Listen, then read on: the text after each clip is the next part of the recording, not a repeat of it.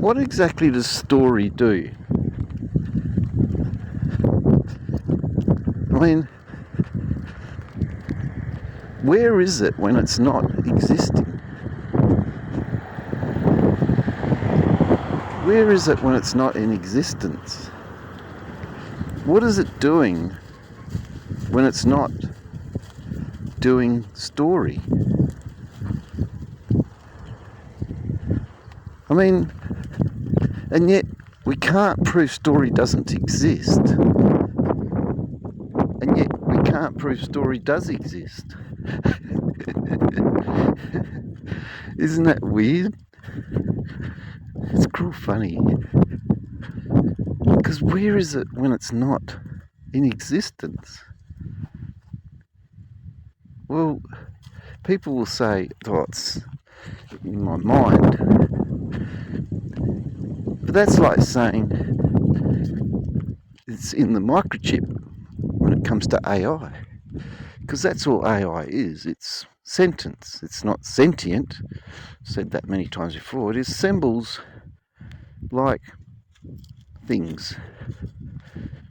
It's an assembly of words, pixels, whatever.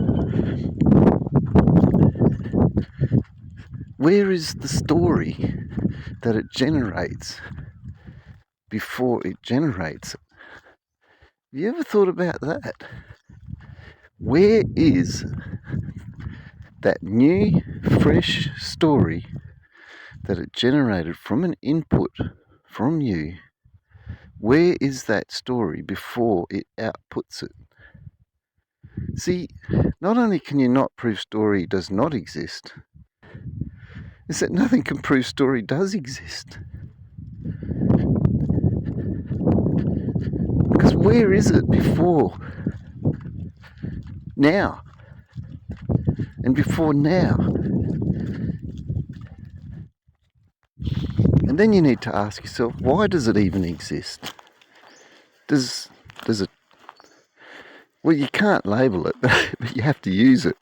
The tree. You have to say it's a tree, but what is it before you called it a tree? Did it know it was a tree? So you can't prove tree doesn't exist. Because you can't prove story doesn't exist.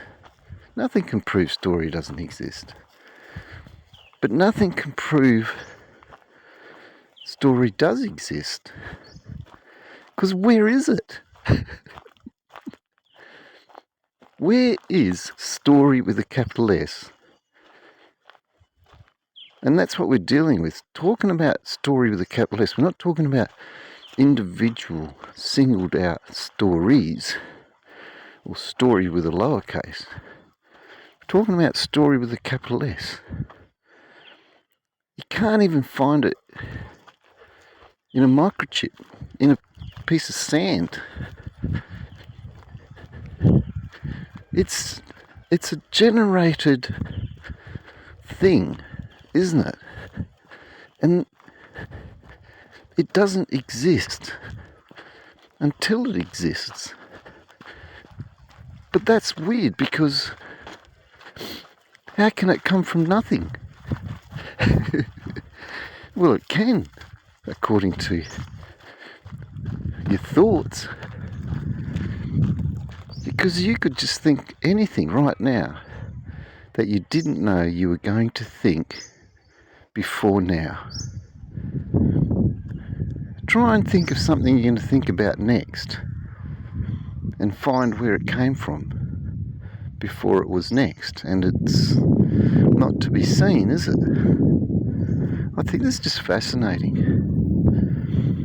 It's very ordinary, it's very simple, it's inescapable.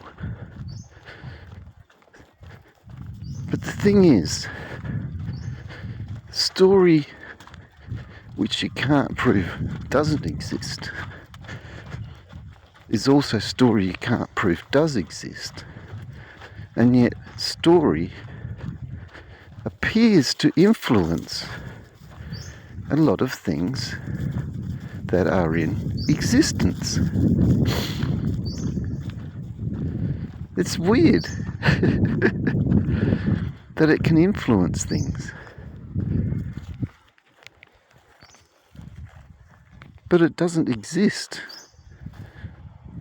until it appears.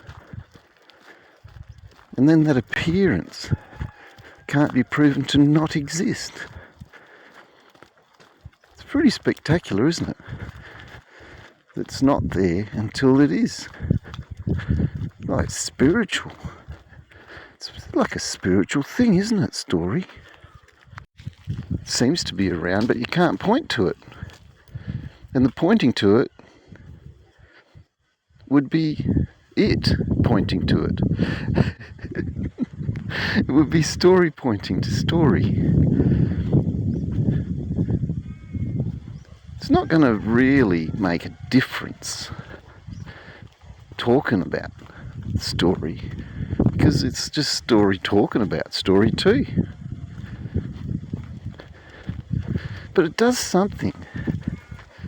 I've got no idea what it does, because I don't think story could explain itself doing what it does.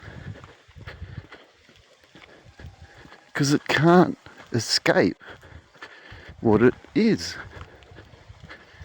It's inescapable.